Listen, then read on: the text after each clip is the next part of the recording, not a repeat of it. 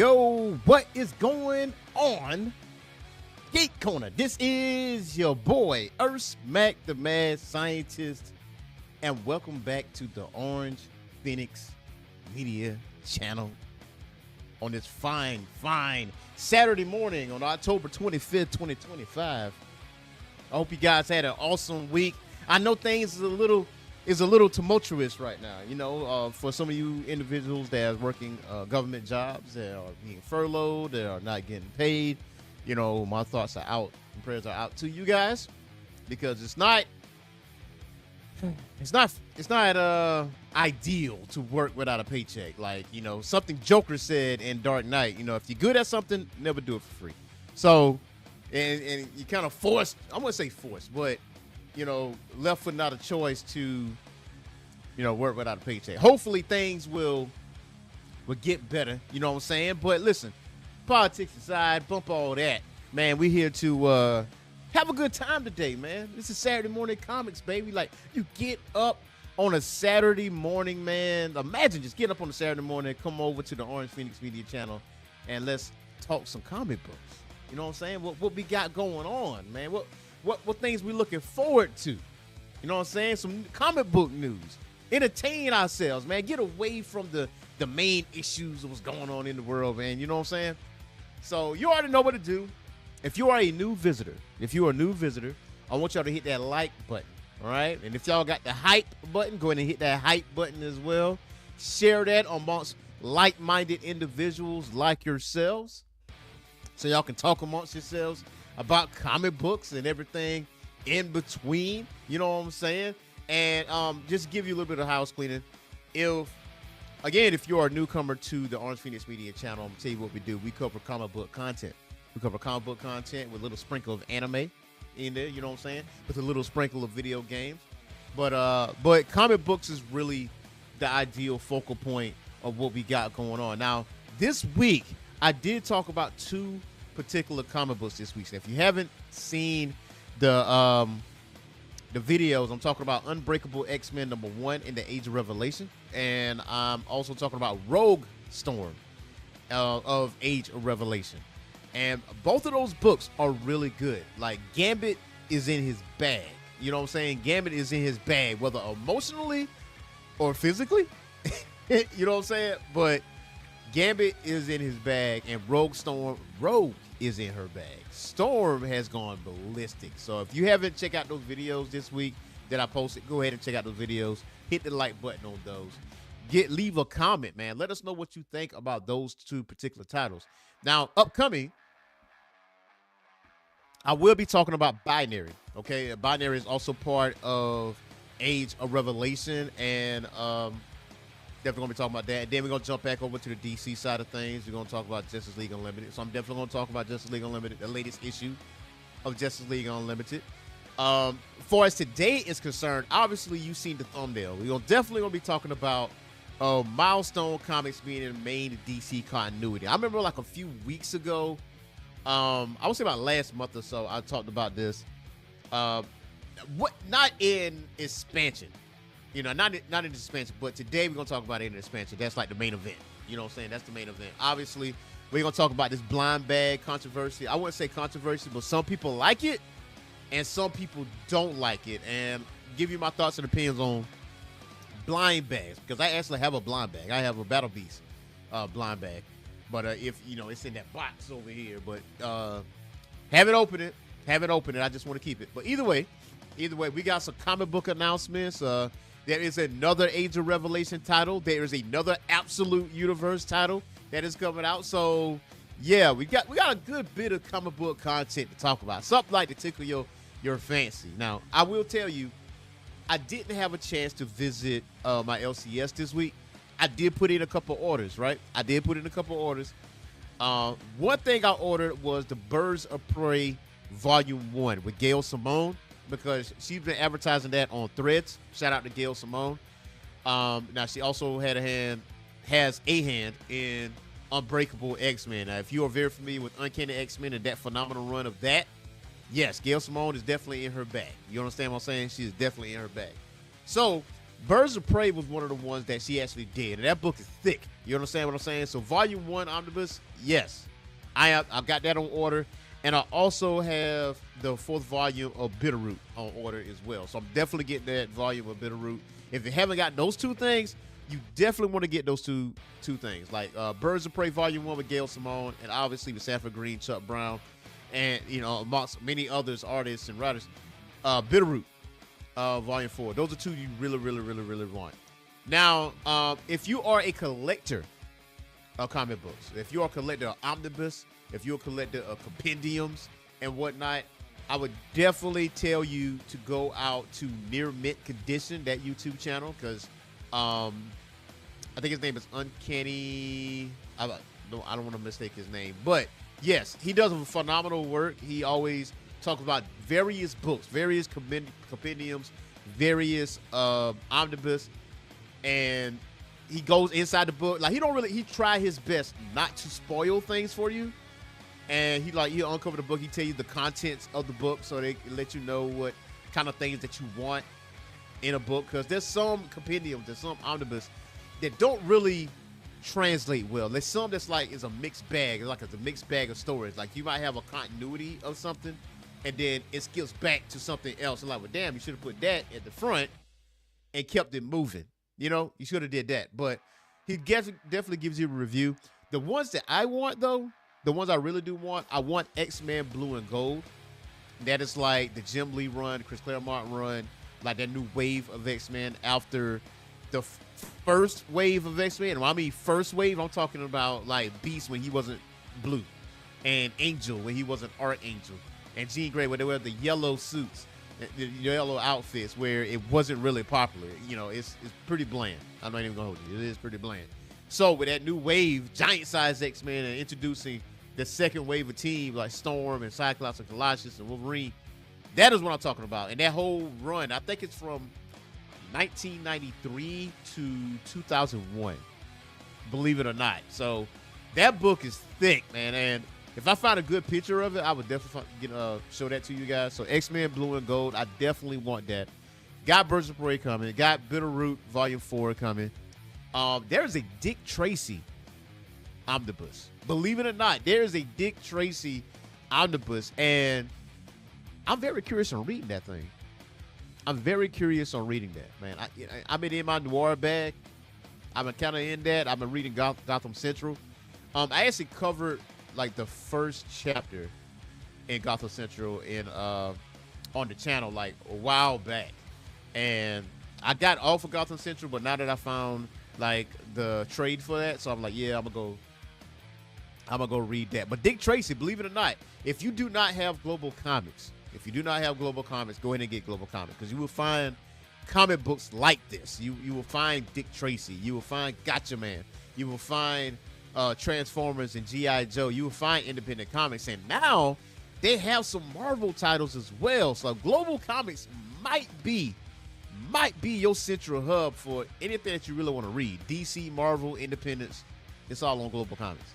You know what I'm saying? I'm not saying that Global Comics has every Marvel title manageable, because some people have Marvel Unlimited like I do. Like for me personally, I have DC Universe Infinite. I have Global Comics. I have Kindle, Comixology, and I have Marvel Unlimited, because whenever you get brand new titles, like titles that come out this week, there's a probability that it won't be on any of these digital platforms. So you actually have to go to Kindle or Comixology if you want to read it digitally, that is, and purchase it that way. Or, like I always encourage on a great majority of my videos, go to your LCS and get you a physical copy of that comic, man, because it's like what Stan Lee said, man. Something about reading a comic physically, it just does something to you. So let's get down to the main event, man. We got to talk about Milestone is in the main DC continuity, man. And so it's one of those things where I'm happy. I'm very happy about it, and I'm very curious on what will take place on this. And I'm gonna pull this up for you guys. Give me one quick second.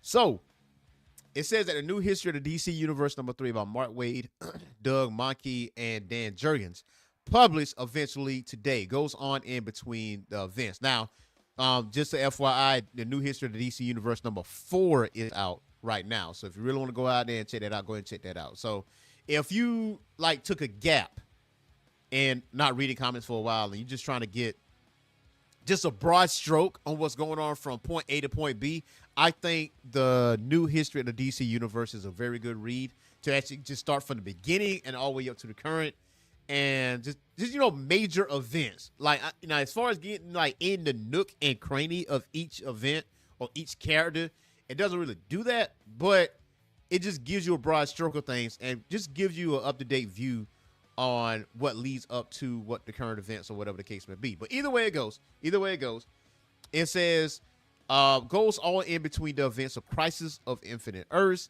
and the death of its narrator, Barry Allen, through Final Crisis and his return just before Flashpoint, which would end up getting rid of Wally West. Now, a lot cram in, but enough for 2 pages to integrate the events of the Milestone universe into the New History of DC Universe. Now, the thing is, if you go back to the original Milestone like comics, which is 93, right? The origin story is a little different than what the relaunch was. I want to say that was 2000. It was like 10 years ago. It was 10 years ago.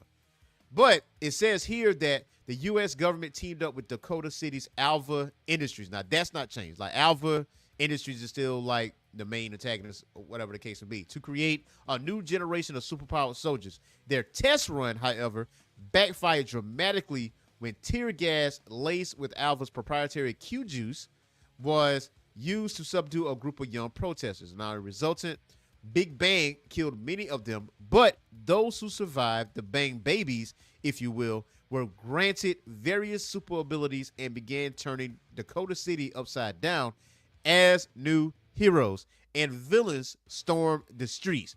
Foremost among Dakota's new protectors was high school student Virgil Hawkins, as famously known as Static, whose electromagnetic powers allowed him to stand up to the world's bullies and the Bang babies gone wrong.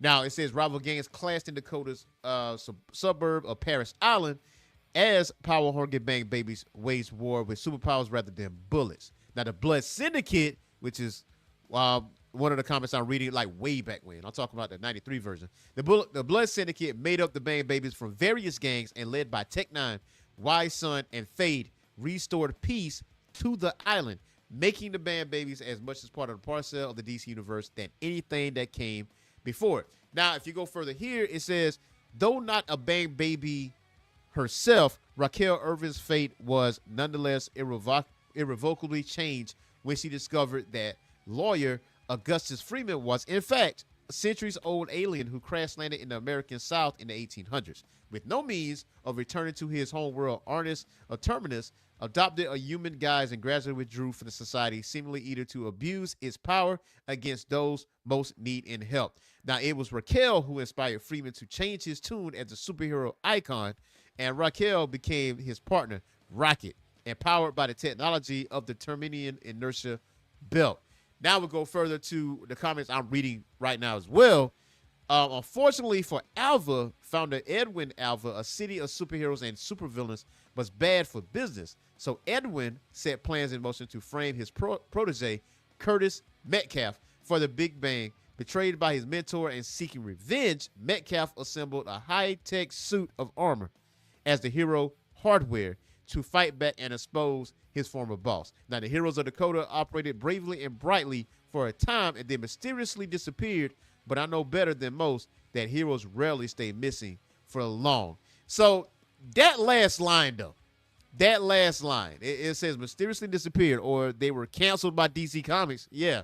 So while the events behind the similar initiative in terms of new heroes from DC Comics with the Bloodlines event, alien intervention creating a bunch of super folks is brushed over, with small mention of only one who made it out with a longevity, Hitman. So obviously, what I will tell you though, I like the fact that they actually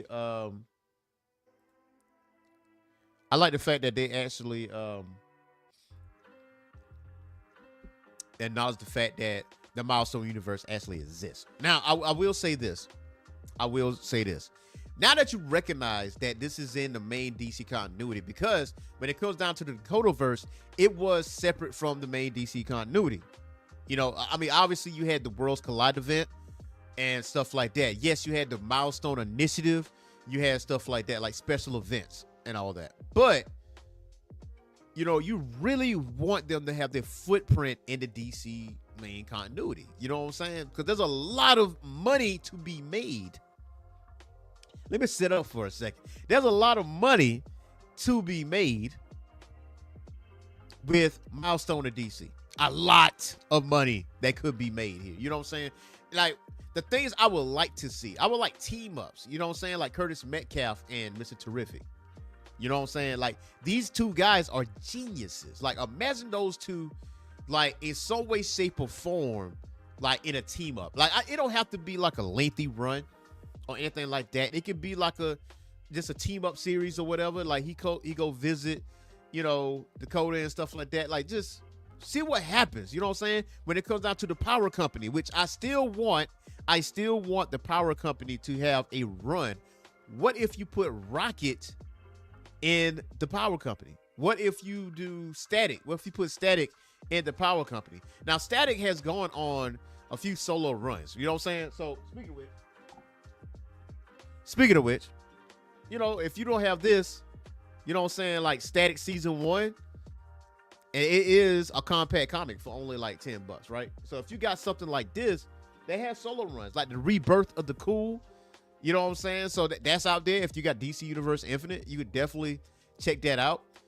But yeah, there's a bunch of team ups here, man. You got the Blood Syndicate, right? Like, what if you have like the Blood Syndicate meet the Teen Titans? You know what I'm saying? Or matter of fact, the Blood Syndicate could be part of the power company. You just don't know. Like, it's so many possibilities you can have with Milestone characters, and going forward, it's money on the table. You know what I'm saying? It's money on the table. Like, I read Shadow Cabinet. I read Shadow Cabinet recently, and it was okay. It was okay. I really did like it. And I'm just being totally transparent. Like, it's not the greatest thing since sliced bread, but I do love like the characters, right? Like, some part of it felt a little disjointed in ways.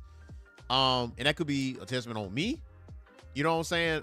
But I know the potential of this, right? And the one thing that stood out to me was Rocket, right? In the Shadow Cabinet. Like, her narration, the things that she's been going through, and obviously Curtis and Icon got beef, and there was, you know, a Hardware versus Icon situation, and not really well received. But either way, you know, Rocket still doing her thing, and, you know, new technology created by Curtis, and taking on Alpha, you know, Edwin's sister. So that was definitely different. Like, the Shadow Cabinet is a really good series. It's you know, pretty good. And obviously, whenever they have a Milestone initiative, because I feel like they do it every year.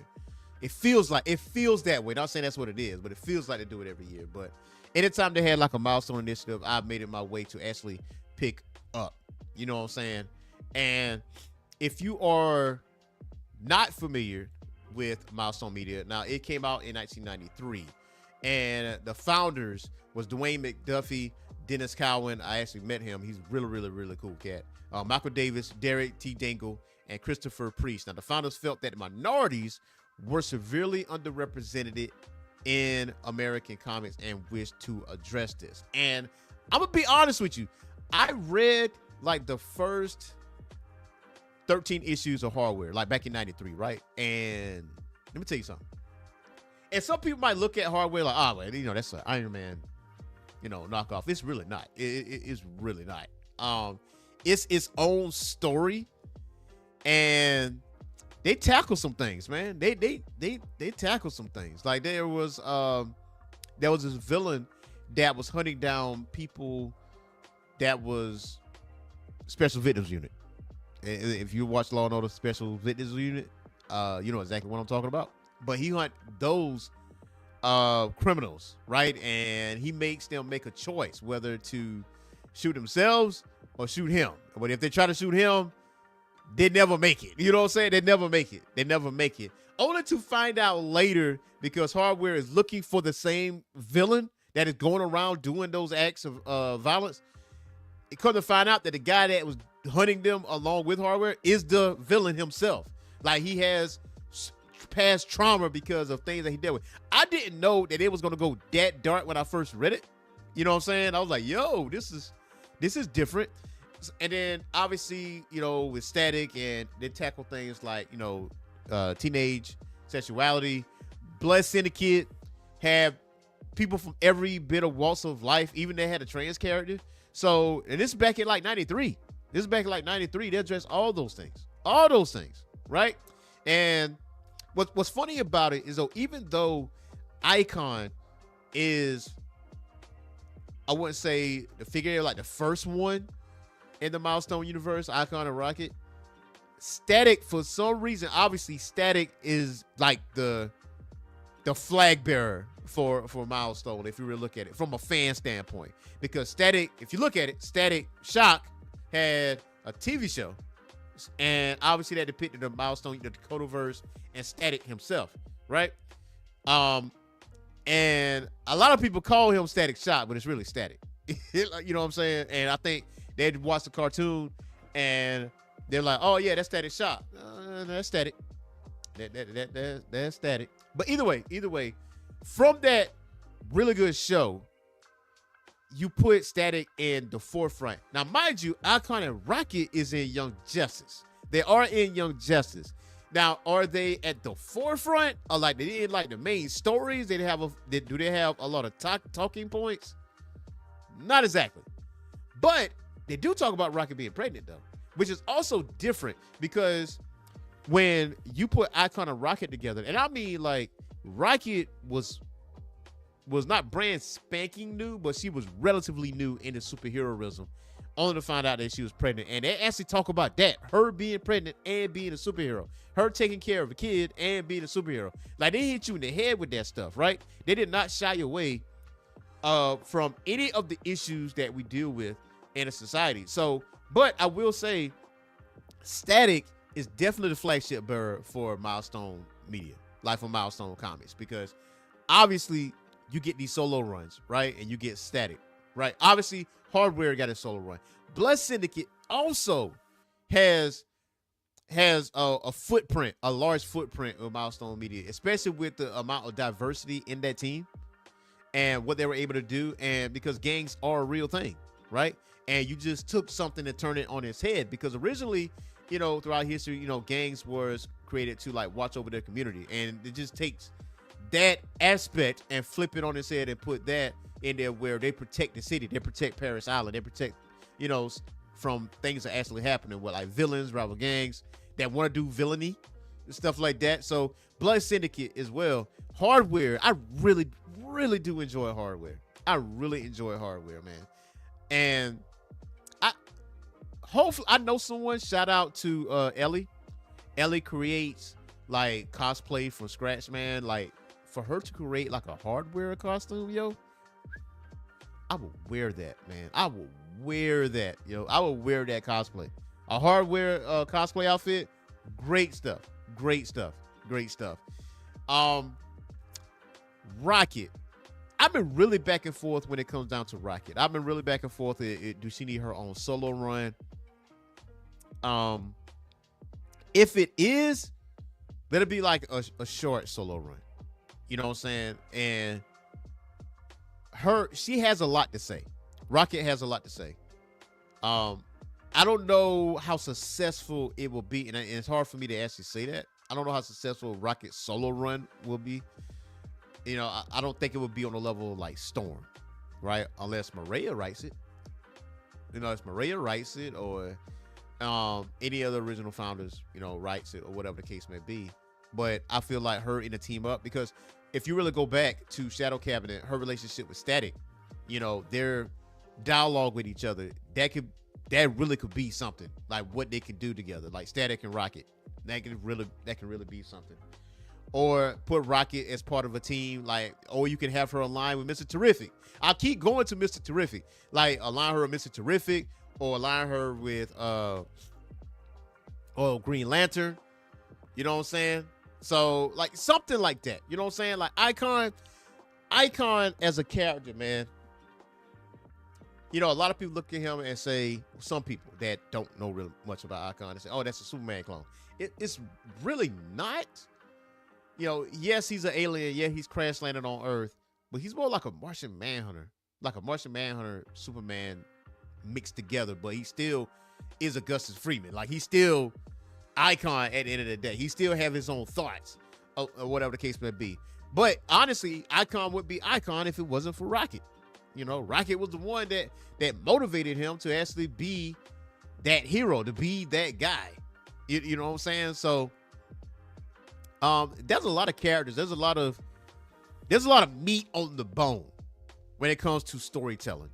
Like I say you could have Rocket and Static together. You can have Rocket be a part of the Power Company. You can have Curtis Metcalf Hardware team up with Mr. Terrific and have some type of, I wouldn't say a crossover event, but a team up event where they're together, man. The Blood Syndicate with the Power Company, or the Blood Syndicate with the Teen Titans, or whatever the case may be. Man, there's a lot of possibilities.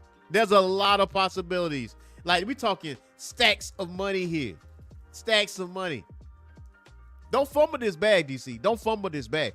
And remember, they asked James Gunn about Milestone. They asked him. He could not answer that because of legalities and stuff. You know what I'm saying? There's certain legalities in that. He can't really answer that because that's it. I feel like if he said anything remotely close to Milestone, you know, obviously the news media is going to take it and run with it. And there could be trouble with a capital T. So it's best not to say anything at all. And I'm hoping, I'm praying and praying that we see Static on the big screen. I'm hoping we see the Blood Syndicate on the big screen or the small screen as a series. I'm hoping we see Hardware. Ooh, Hardware would be good. Really good. I mean, some people that are not familiar with Hardware, they will think, oh, but it's an Ironheart clone, or this is a Iron Man clone, or whatever. But I'm gonna tell you, when you get down to the nitty gritty of those stories, though, when you get down to it, you you ain't gonna think that anymore. You're not gonna think that anymore, especially if James Gunn is at the helm. You're not gonna think that anymore. Speaking of Milestone, there's one thing I did find. Like, I'll go to these collection shops and stuff like that, and I'm like, man, this is really, really dope. Now, I did find this. There's a Milestone Skybox collection of cards. Believe that? I have not opened this. And for good reason. I'm like, you know what? I'm gonna just keep this. I'm gonna just keep this.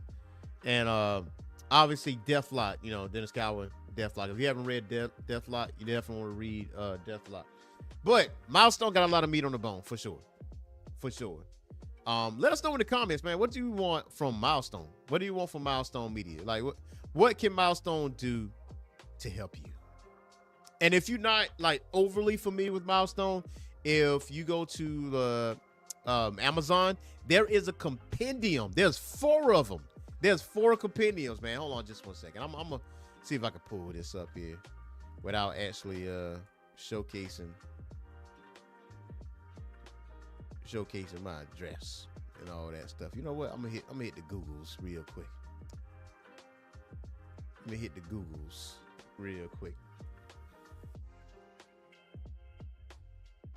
All right, Milestone Compendium 1.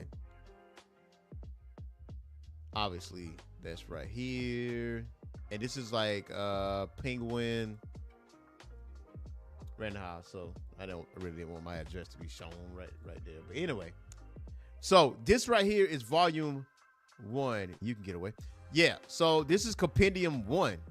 If you now remember what I told you about physical. If you really want physical copies of things, like that book is thick, right? That is the first volume, and there's 4 of these. Volume 5 is next year sometime. I'm not 100% sure when next year, maybe between April, June, I'm thinking. But yeah, This is Milestone Compendium 1. Like, if you want to get into Milestone, like from 93 all the way up to like certain events that happen, like the Worlds Collide event or the Shadow War event or whatever the case may be, this is where you start.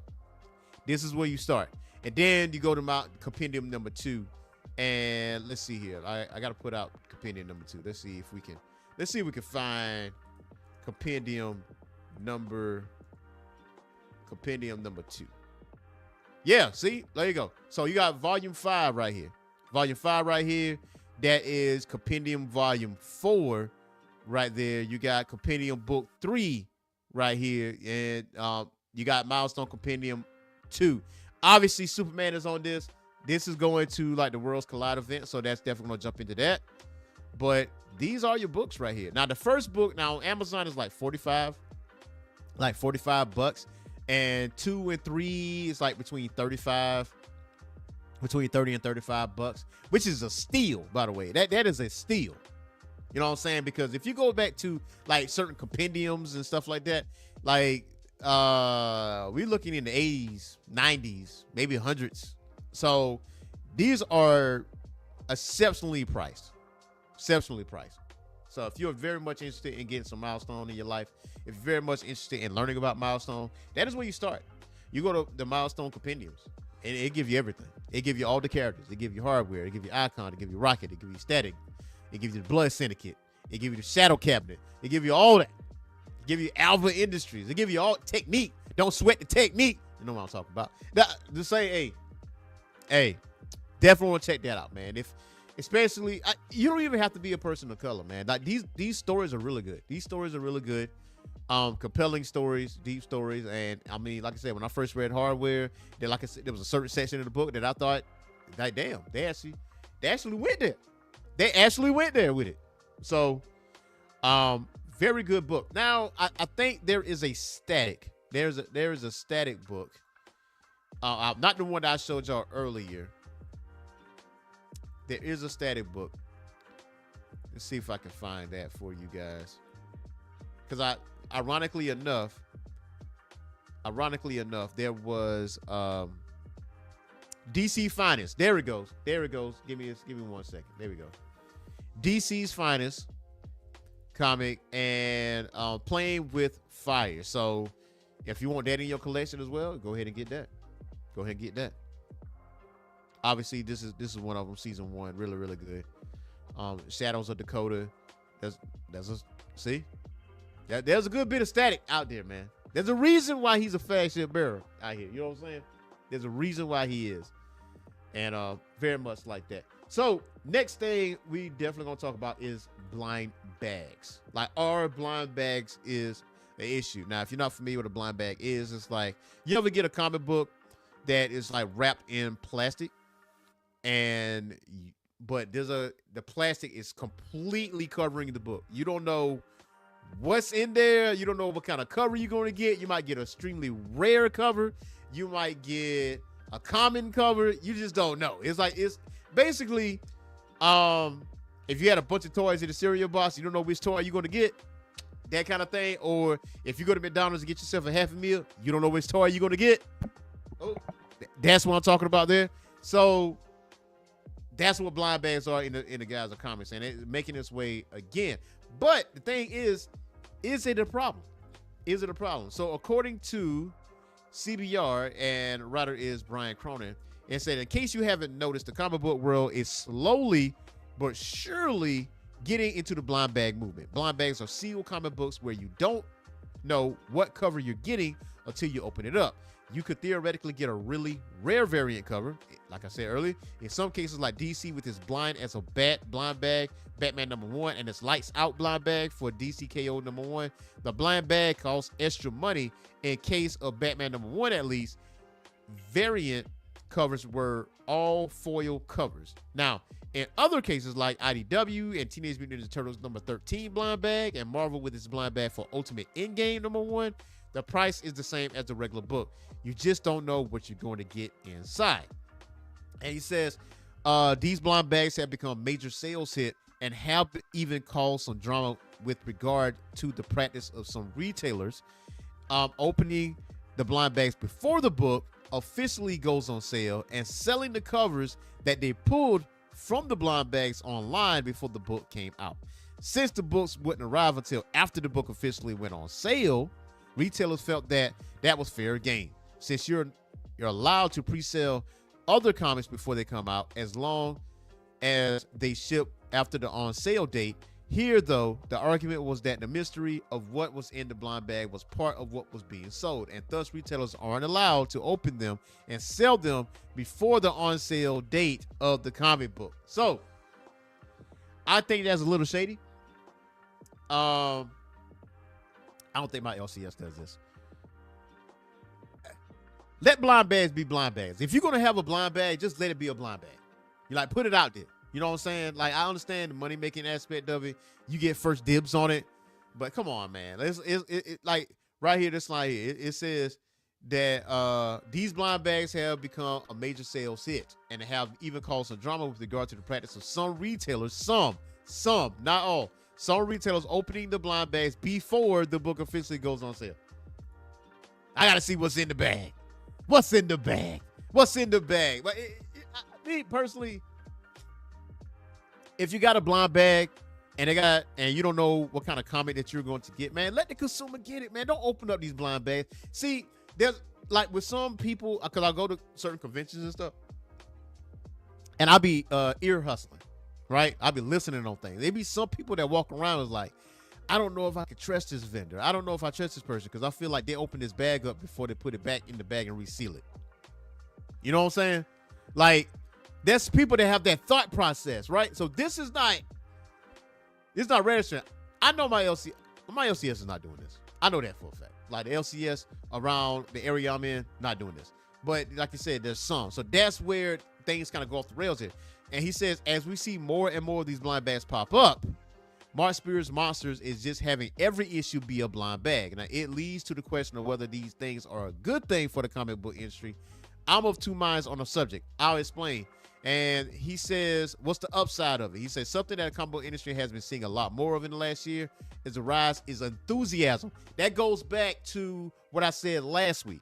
What I said last week is about the comic book boom. People are going to comic book stores and picking up these comics, or they're getting the digital apps and reading these digitally or making purchases digitally so they can read it. And it says that comic book collecting has always been seen, it's always seen as devotees, of course, but what really helps drive the comic book market is when there is something for comic book readers to be excited about.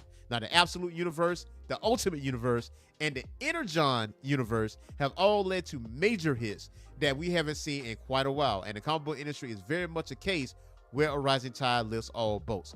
Now, Ultimate Universe, Marvel, Absolute Universe, DC, which is very good, by the way.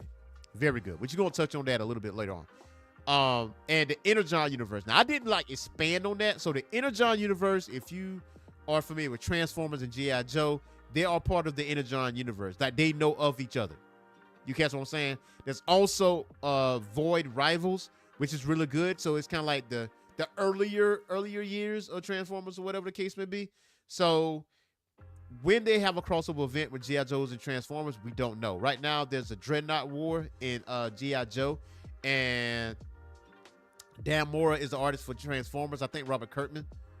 Don't quote me on that because I don't have the notes in front of me. I think Robert Kirkman is the new writer for Transformers, starting with Transformers number 25.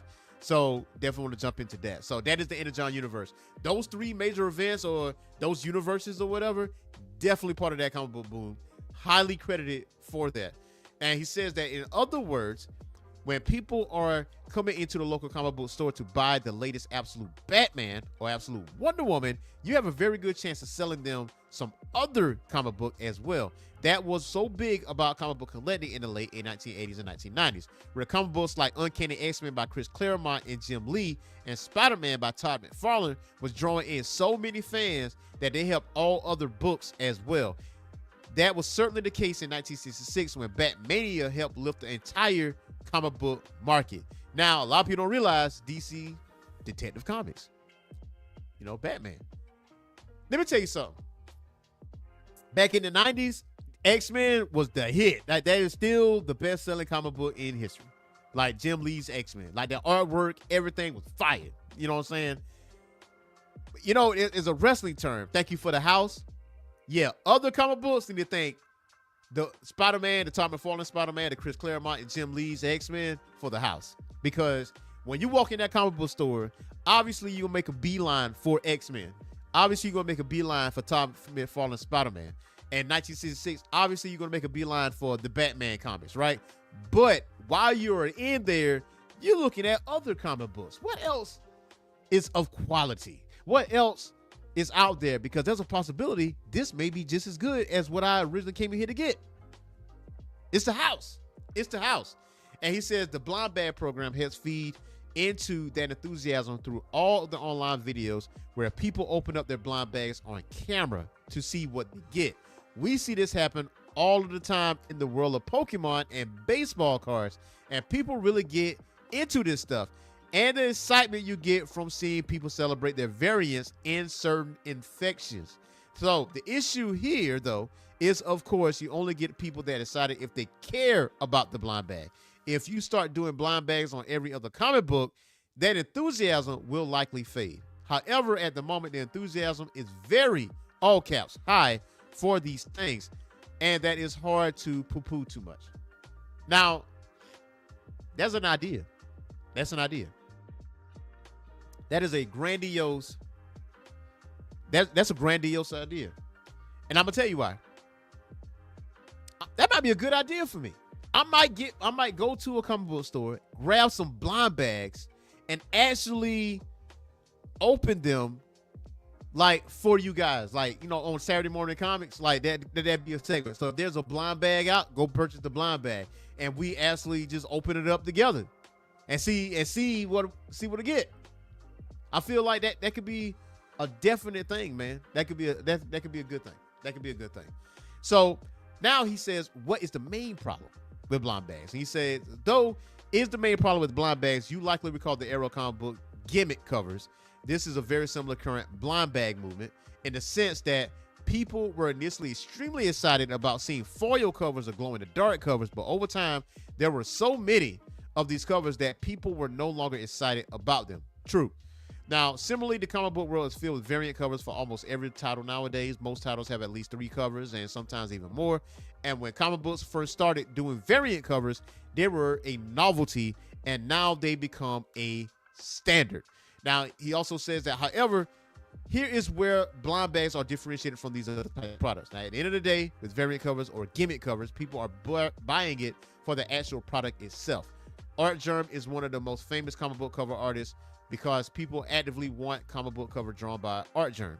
Now, his covers are typically variant covers, but people will come to the store just to buy his variant covers.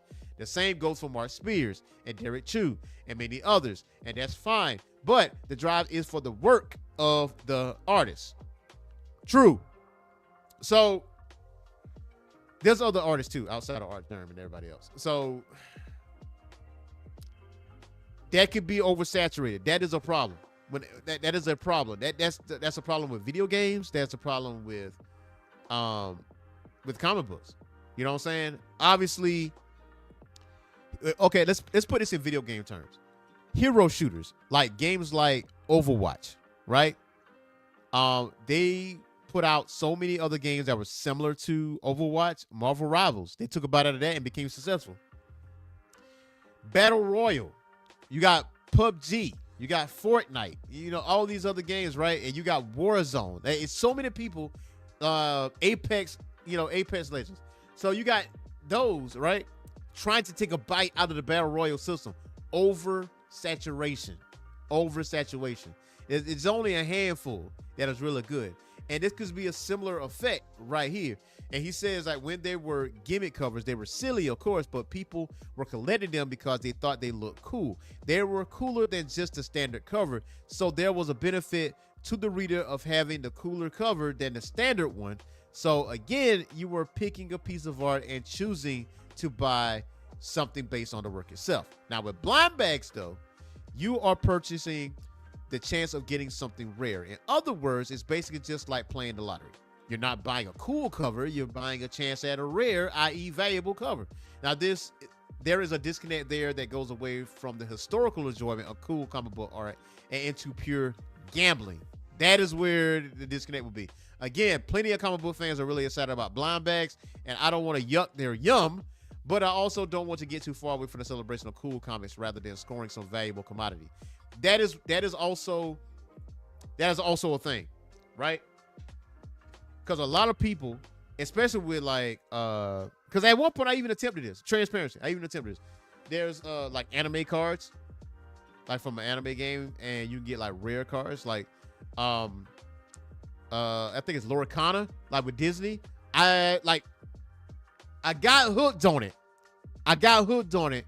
Because me and a few buddies of mine, we went to like this card shop in Savannah.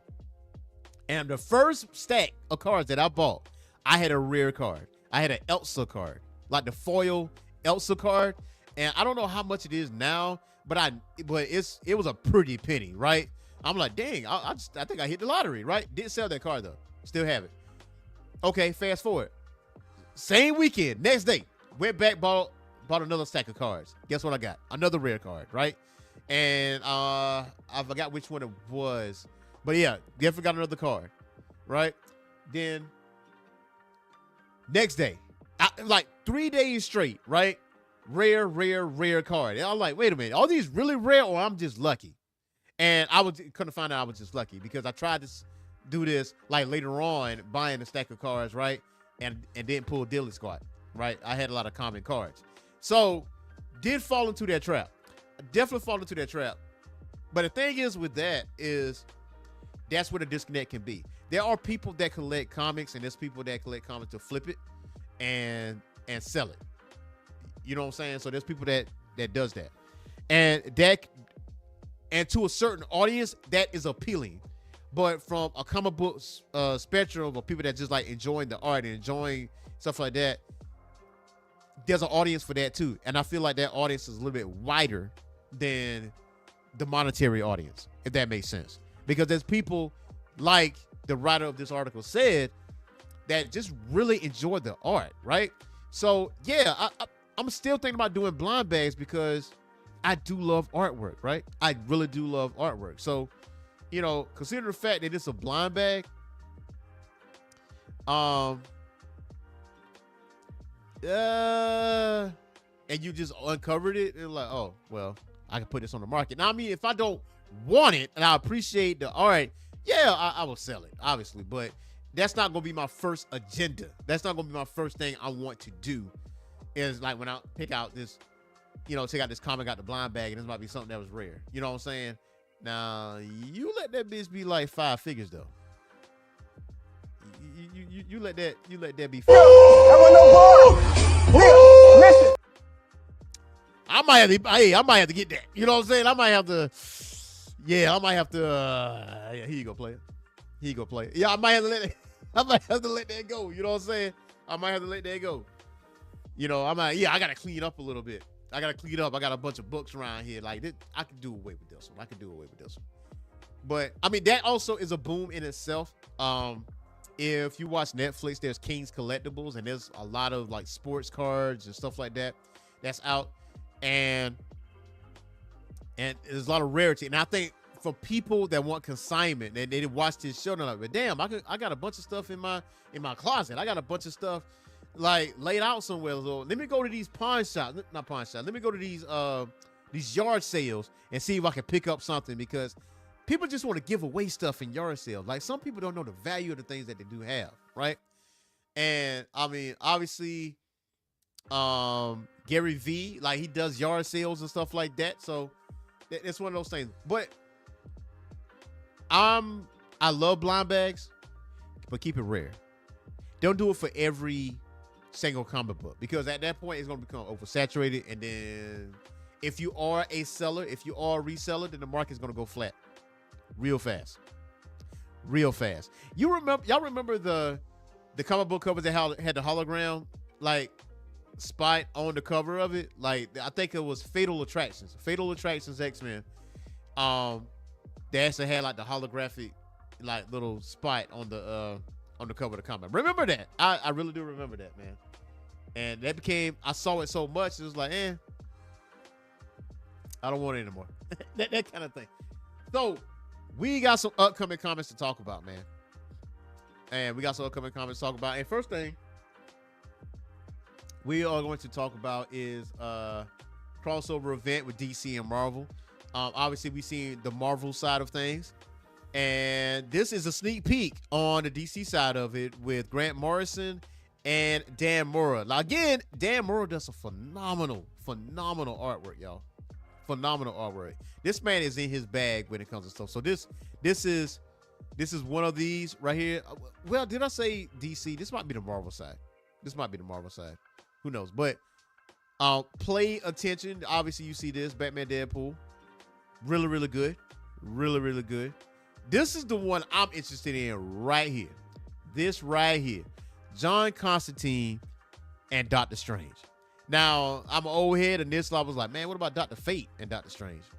All right, cool. That's been done. But John Constantine and Doctor Strange, cool. Harley Quinn and Hulk, obviously that might just be like a one-pager. That might be a one-pager. I don't even hold you. That might be a one-pager, y'all. That might be a one-pager. Laura McKinney, Wolverine, and Nightwing. That looks interesting. Miss Marvel and Static. Definitely gonna be reading that. So it says that you got Grant Morrison, Scott Snyder, James Tynion the fourth, Joshua Williamson, Tom Taylor, Mariko Tamaki, G. Willow Wilson, art by Dan Mora, Hayden Sherman, Bruno Redondo, Amanda Connor, and Dennis Cowan. You know Dennis Cowan is going to be up in that. You know that. No, you touching that Static. You know that. So the Dark Knight and the Merc with the Mouth team up for an adventure so mind-bending, you'll think you're in a dream. Brought to you by legendary creators Grant Morrison and Dan Mora.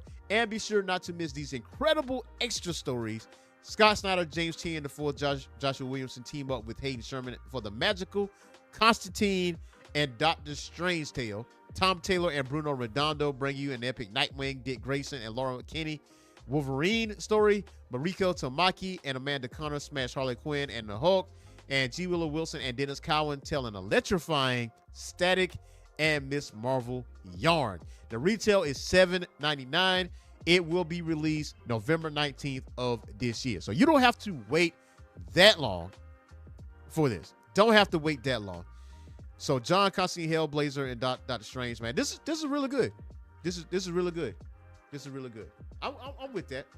So yeah, this is, for me, I want to say I'm gonna take a stab in the dark. This is definitely the DC side of it versus the Marvel side of it. So to see Deadpool and Batman, how does this play out on the DC side of things? We'll see. We'll see how that plays out. Now, we got some other upcoming comics, man. And remember what I said earlier about the Absolute Universe? The Absolute Universe being a credit to the comic book boom, right? So, Absolute Batman number 16 crosses over with Absolute Wonder Woman for the second part of that story from DC Comics in January 2026. And it looks like they both are going to have to going to hell to get it, including a cover speech balloon. Walk in the park for Wonder Woman. She grew up there, but how would Batman take to such a theological awakening? And for Absolute Wonder Woman's own book, here comes Absolute Zatanna for the new storyline, Season of the Witch. Y'all see how she looks, yo? Absolute Zatanna, man. Okay. I like that. I'm digging that. Obviously, this is going to sell like hotcakes. You're going to be looking for them variant covers. I'm going to just tell you straight out the gate. You're going to be looking for some variant covers. This is one of those comics that you do blind bags for. That's the one you do a blind bag for. That crossover event, because you kind of want, what is, wonder what exactly is going on. So, obviously, part 2 of our Absolute Batman, Absolute Wonder Woman story, Bruce Wayne is on a desperate hunt to help his friend Waylon, now transformed into the monstrous crocodile roaming the sewers consumed with deadly hunger, and Batman's last option for a cure is to turn to a god for help. But will he have to descend into the depths of hell to get it? And Absolute Wonder Woman number 16. Now, this goes on sale January 14, 2026. Absolute Wonder Woman number 16. New story arc begins as Diana confronts Zatanna. Season of the Witch arc begins here. Now, after her exploits in the Area 41 maze, Diana has resolved to not let her personal mission overwhelm the one she was sent to the surface world to fulfill. But a new threat has emerged in Gateway City, and it turns out the best thing to send to kill Wonder Woman is another witch. Zatanna is here, and Diana's life will never be the same. That goes on sale January 28th, 2026. Now, that makes Zatanna a bad guy. We'll see what happens. We'll see what happens with that. I'm thoroughly excited about that. So, like I said, Absolute Universe is a credit to the comic book boom, so as well as the Ultimate Universe, as well as the Energon Universe. These are very good books, man. Very good books. And, Wonder Woman is really, really good. As fierce as she is as a character, she really is a softie. Like, she's very matter of fact, but she's definitely a softie, man. And she just wants to do things. She just wants to be left alone, that kind of thing. But she's a protector. Who dealt with the worst of it, though, is definitely Batman. Batman has dealt with the worst of it. Like, Bane is nightmare fuel. You get what I'm saying? Like, Bane was an absolute, positively pasteurized grade A problem. That was absolute Bane. And woo, man, like, obviously, when we were introduced to Bane in Batman Nightfall, he was a problem then. Like, dang, man, can you leave Batman alone, please? Nah. He made that Bane, our main continuity Bane, look like a walk in the park. Like it's a mall visit. That would absolute Bane looks like compared to our main continuity Bane. Main continuity Bane is like, you know what? I'm gonna go to the mall and hang out with my friends. But absolute Bane, that is a whole problem. If you're not familiar, go out and read Absolute Batman, because that is nightmare fuel, man. Nightmare fuel. Like, listen, Darkseid got it bad. Got it bad for Batman. Like, it ain't even Superman. He got it bad for Batman. Like, Batman, he's like, I'm gonna just break this man down to the tiniest atom. You know what I'm saying? Crazy. So we got some Dynamite stuff, man. Dynamite solicits. So January 2026 solicits and solicitations. Terrians includes Thundar the Barbarian #1 by Jason Aaron. Very good writer, by the way. And Cuber Ball, Tim Burton's The Nightmare Before Christmas, The Shiver of Christmas Town miniseries by Torun Grombeck and Edu Mena. Gargoyles and Darkwing Duck is a new comic book series for 2026 written by Gargoyles creator Greg Weisman and Darkwing Duck's creator Tad Stones, and drawn by Ciro Cagliozzi. Thundercats Lost in Time with Ed Brisson and Chris Campana, which will only be available in a blind bag. Yeah, a blind bag. There you go. Thundar the Barbarian here. And it says that when a runaway planet hurtled between the Earth and the Moon, cosmic destruction was unleashed, and mankind's proud civilization were cast into ruin. 2 millennia later, the planet is nearly unrecognizable. A harsh and savage realm where sorcery and super science both reign over the powerless masses. Now rising up from the ranks, one man is breaking the bonds that restrain him with the help of his faithful companions, Ariel and Ukla, the Mock. He has dedicated his life and the power of the mystical blade, the Sun Sword, to liberating his world from the forces of evil. He is Thundar, the Barbarian, and his story begins here. Visionary Comics author Jason Aaron of Thor, Avengers, and Conan, and acclaimed artist Cooper Ball of Vampirella and James Bond return to the halcyon days of Saturday morning TV in a Dynamite debut of Thundar the Barbarian, bringing with them all new tales from the origins of the heroic trio and their ongoing battles against the corrupt forces that dominate their strange new world, featuring apocalyptically appealing covers from Michael Cho, Francesco Mattina, Joan Barons, Joseph Michael Lisner, and Rob Liefeld. This premiere issue also features a special mystery blind bag variant. The blind bag contains one limited edition of this historic first issue, selected randomly from a range of variant covers exclusive to this offering, including in that range a very new original cover by Dan Panosian. Line art and line art version variants, foil variants, and colored blanks. Please note, The number of blind bags is limited and allocations may occur. $4.99. In-store date is January 21st, 2026. So I might pick it up. I might pick up that Thunder the Barbarian. We'll see how that goes. Now, the Nightmare Before Christmas, though, I might cop. I might get that. But this, yeah, I'm getting that. Yeah, I'm gonna need that in my life. I'm gonna need that. I'm gonna need that. I'm gonna definitely need that. I'm gonna definitely need that. It says, after connecting a wary Morgana McCullough through the magic mirror, the scheming Demona with the uncooperative sorceress out of St. Canard and into her New York City lair, where she proceeds to grill Morgana for the location of a certain mystical tome with enough Idris energy to allow Demona to finally conquer the world. Now, Darkwing Duck, of course, isn't about to take this lying down. As soon as he learns about Morgana's abduction, DW and his stalwart sidekick Launchpad McQuack are in the air, racing towards the Big Apple to rescue his Avim Amour. But will the terror that flaps in the night be able to handle the city that never sleeps? And not to mention the Stone Guardians who protect it. I'm down. Look, I'm down. You know what I'm saying? I'm super down for that. Anything Darkwing Duck related, I'm gonna get it. I'm gonna knock it out. I'm gonna get that Darkwing Duck though. Darkwing Duck is like one of my favorite cartoons, like Disney original cartoons. Obviously, you know what's funny? You know what? I'm gonna put a pin in that. I'm gonna rant about that a little bit later. So, Thundercats Lost in Time mystery variant blind bag. You see what I'm saying? The blind bag countdown to the crossover. And it says, ripped from their adopted home of Third Earth, the Thundercats, Pumera, Noko, Linkso, Ligon find themselves trapped in the distant future world, Sixth Earth, a broken dystopian planet ruled by a totalitarian police state where the cats are outlawed and hunted to the brink of extinction. Yo, this looks really good. I'm gonna have to. They have expanded on the lore of Thundercats, so now is a really good time to read about Thundercats. And I mean, they're definitely going deeper with this, man. Definitely going deeper with this.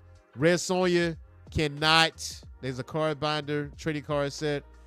Can't get past that. Blue Falcon and Dino Mutt, man. Number 5 is out. Well, I wouldn't say is out. It comes out January.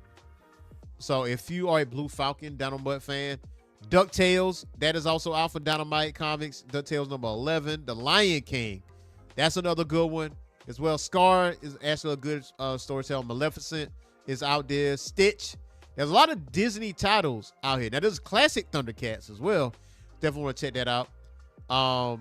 Peter Cannon, the Thunderbolt, that is out. Dynamite Blood Red is coming out as well. Harley Quinn and Elvira, really good stuff. Sonja Reborn. Look, Dynamite Comics is in his bag. I'm gonna tell you right now, Dynamite Comics is definitely in their bag. Space Ghost, you see that? You see this cover? Space Ghost has some really good covers, and I'm gonna read Space Ghost, really good. Pepos is definitely in his bag with that. Supernatural. If you are a fan of Supernatural, the TV show, there is a Supernatural comic book series by Dynamite Comics. Terminator Metal.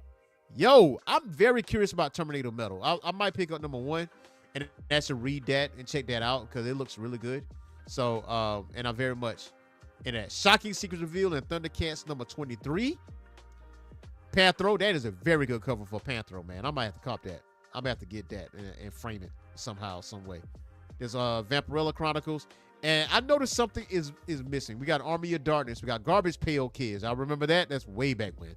We got Lilo and Stitch. So before I go further into our last comment, we're gonna talk about this Marvel announcement. Tell me something. It's two things. First thing is, obviously we got Darkwing, we got Tailspin, we got DuckTales, right? Where the hell is Aladdin? Where the hell is the Aladdin series that was on Disney Channel? You know what I'm saying? Because there was an Aladdin series, if you remember, and it was pretty damn good. Where is it? whatever licensing that needs to take place, whatever discussions that need to take place, please put Aladdin series on Disney Plus. Go for it. The other thing I'm talking about, I've noticed that with Dynamite Comics, I've noticed that they've been doing Space Ghost, they've been doing Thundar the Barbarian, they were doing a lot of Hanna-Barbera properties. Can we get a Centurions? How about Pirates of Dark Water? Can we get that? Can we get that in our life? Because we get Blue Falcon and Dino Mutt, right? We getting Space Ghost, right? We getting Thundar the Barbarian, right? We got the Herculoids, for crying out loud. We got the Herculoids out here doing this thing out here. We got Gargoyles out here doing this thing out here. You know, that's not Hanna-Barbera. But still. What about my Pirates of Dark Water, cuz?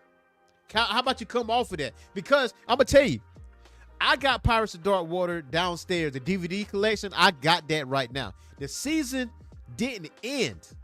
It got canceled. It was too expensive to make. First of all, if you look at the animation of Pirates of Dark Water, it was ahead of its time. The storytelling was ahead of its time. I remember specifically when I was in the 7th grade, one of our assignments, because you know you got that year-long assignment that you got to turn in at the end of the year. So if you're done with your work, you pretty much work on that yearly project. So for us, we had to write our own story, right? So what did I do? I wrote my own version of Pirates of Dark Water based off the knowledge that I got off the cartoon. But I made it more gritty. I made it more relatable in ways.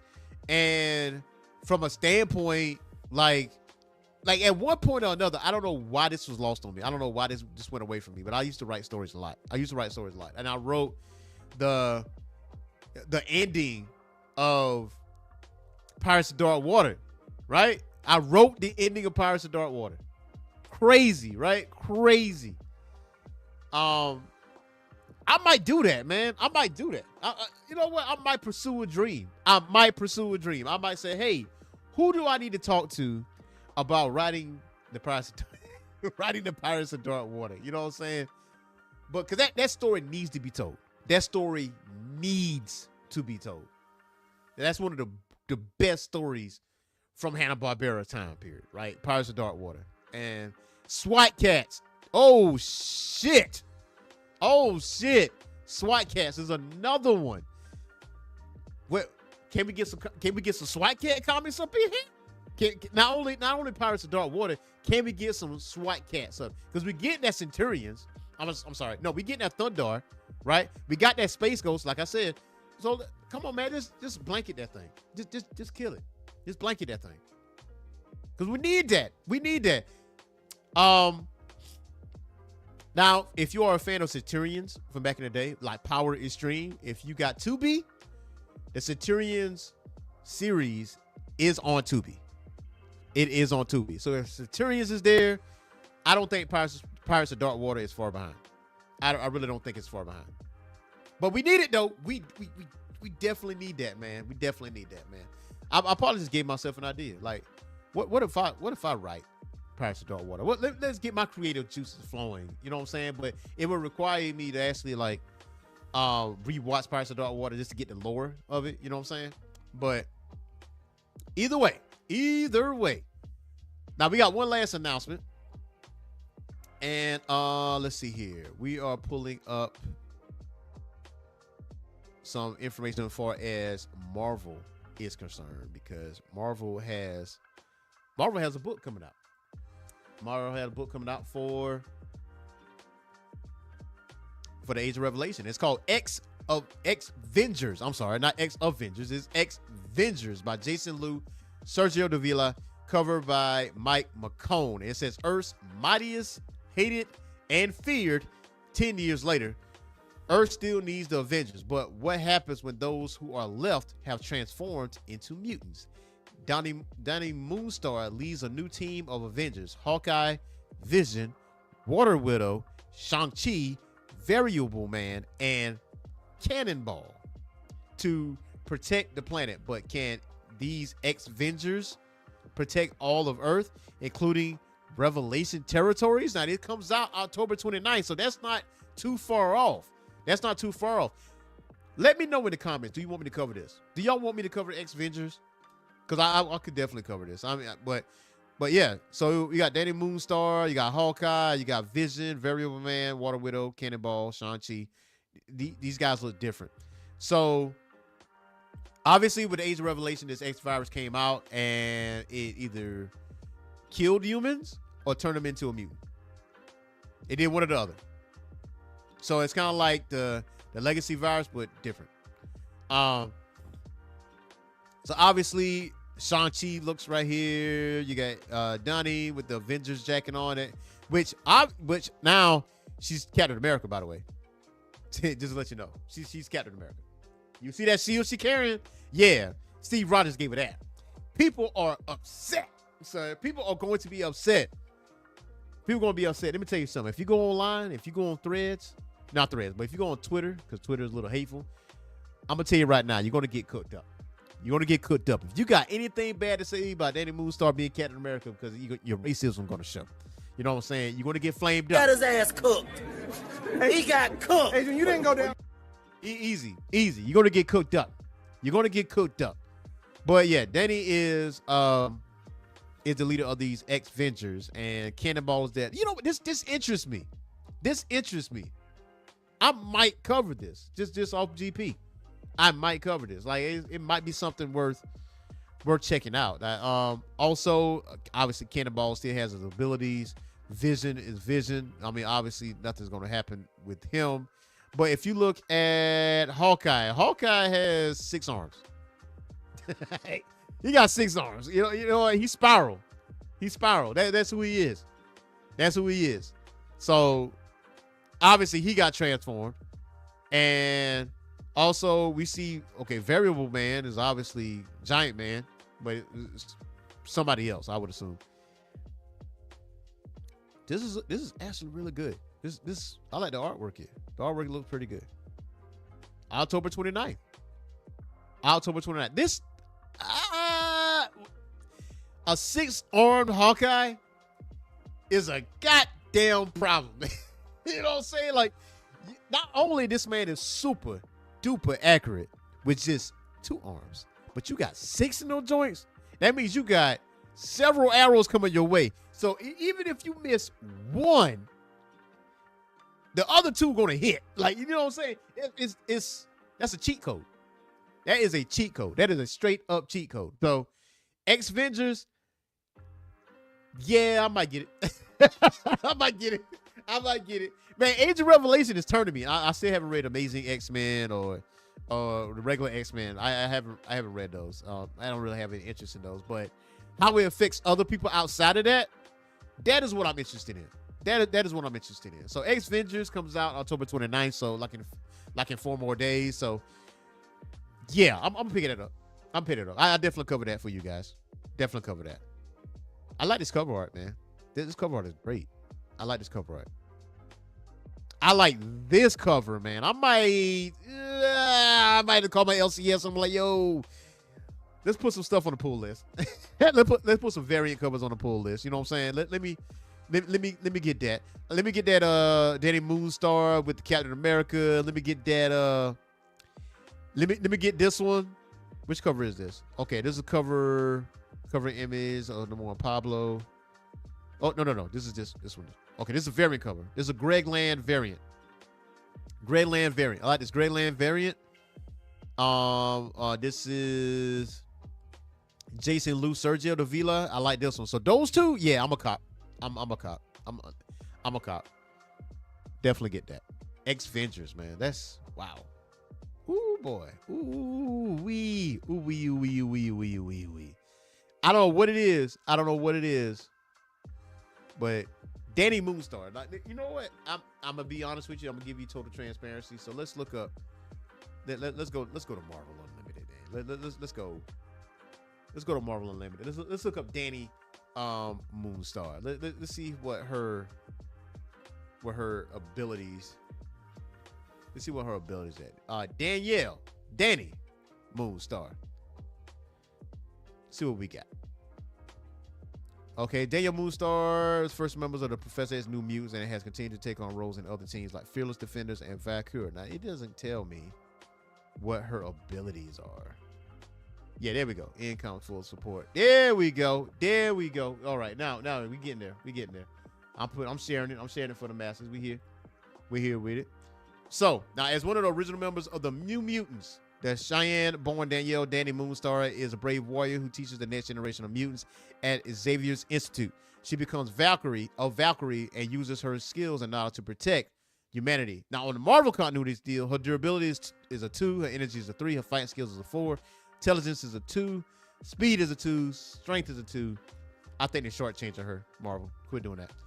And it says that dramatic changes has always been a part of Danielle Moonstar's life. Raised in Boulder, Colorado, when her mutant powers manifest, she begins suffering from terrible nightmares, one of which involves her parents' deaths. Soon, her parents disappear in the mountains near her home, and Danny begins to dream of a demonic bear, whom she believes had killed her parents. Eventually, Danny learns she could create illusions of people's greatest fears, and her grandfather, Black Eagle, contacts mutant educator Professor Charles Xavier, Professor X, for assistance. However, agents of the Hellfighters Club, Donald Pierce, killed her grandfather, and Danny subsequently teams up with other young mutants and Xavier to locate and defeat Pierce. And these youths become Xavier's latest students as the New Mutants. Now, Xavier offers Danny a place at his school to help her learn to control her fear-based abilities. Honoring her grandfather's last wish despite her mistrust of Caucasians, she grudgingly agrees, joining the New Mutants as Psych. Now, it says that Daniel's an excellent archer and is an experienced unarmed and armed combat tracker, marksman, and swimmer, and equestrian. And before being depowered on M Day, if you know House of M, yeah, her mutant powers enable her to telepathically draw forth three-dimensional images from others' minds, herself included, often either a feared or desired image. Now, she can generate images from the minds of certain animals and insects, though only minds from which she pulls the image could see them. In battle, Danny uses his power to frighten or distract her enemies. Now, she can also form telepathic and empathic bonds with her higher animals such as primates, horses, canines, avians, felines, and often uses this ability to communicate with her former teammate, Rain Sinclair, aka Wolfsbane, while in her wolf form. Now, when High Evolutionary's machine alters her powers, Danny generates solid forms of psionic force. However, she can only generate one at a time, and each projection vanishing as she creates a new one. Danny later focuses her power into psychic arrows, form of psionic energy, which she can fire, causing various effects of her own choosing, including stunning an opponent, forcing them to relive a past trauma, or even potentially causing death, although she never actually used them to kill. Now, as a Valkyrie, Danny can sense when people were about to die as well as perceive death itself. Now, even battle it, if she so choose, whenever death is near, she sees a vision floating above the victim of that person, particularly conception of death.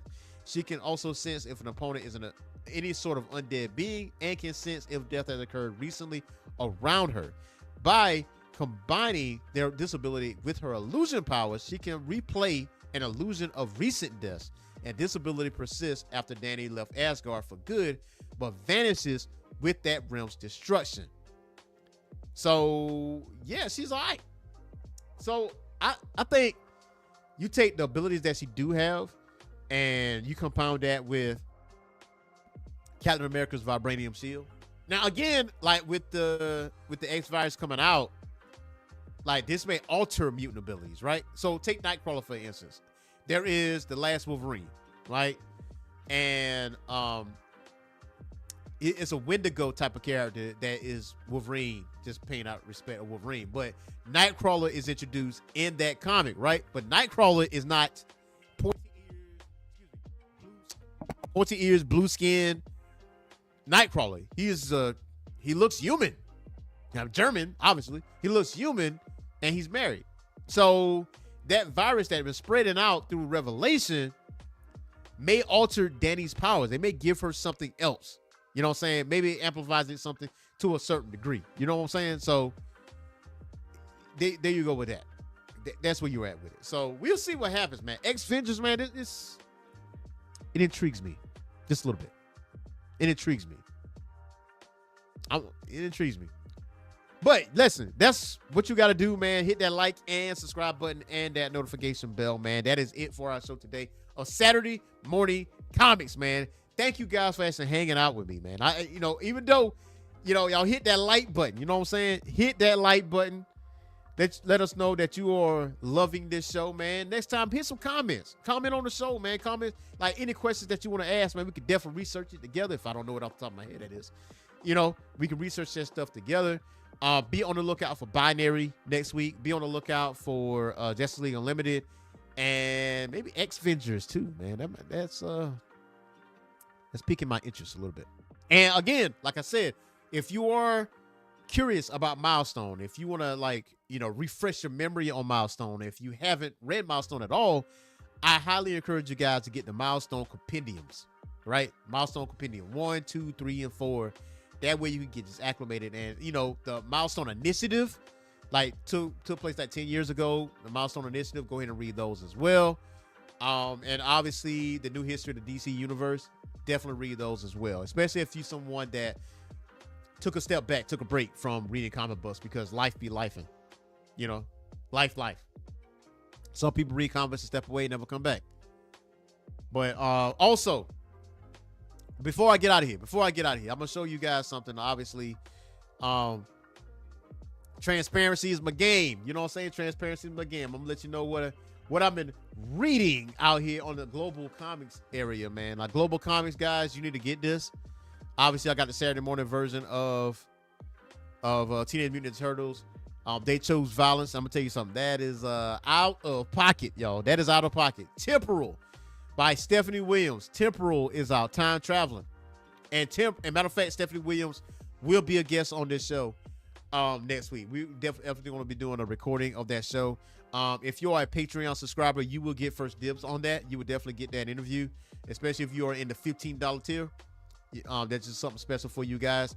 I remember I told y'all about Dick Tracy earlier about the, compendium, the omnibus. This is Dick Tracy. This is Casey Jones. I did pick this up, Ghost Pepper. If you are a fan of anime, you're a fan of manga or that type of storytelling, as far as like the panel transitions, like different action sequences and stuff like that, Ghost Pepper, definitely the one you need to read. Ghost Pepper is definitely the one you need to read. Now I did caught this from Blur Without Fear. Shout out to Blur Without Fear. If you're not familiar with this channel, go ahead and go to his channel, show him some love as well. He been advertising Midnight Tiger. Now, Midnight Tiger is an independent comic. You can find that on Global Comics as well. Go ahead and check that out. But reading the Power Fantasy, haven't finished that yet. Remember what I said about Void Rivals? Volume 1 is on Global Comics. So if you have not read Void Rivals, go ahead and check that out as well. Now, Youngblood, if you're familiar with Youngblood and stuff like that. Now, Blood Squad 7, that is also part of that. I actually saw this cat on TikTok, and this is his manga, 10 Pins, and definitely want to read that. I went down a Jonathan Hickman rabbit hole, so I got Nightly News. I haven't started it yet. I did start East of West. East of West, thick. You know what I'm saying? And also, Battle Chasers. Look at that, all right. Look at that.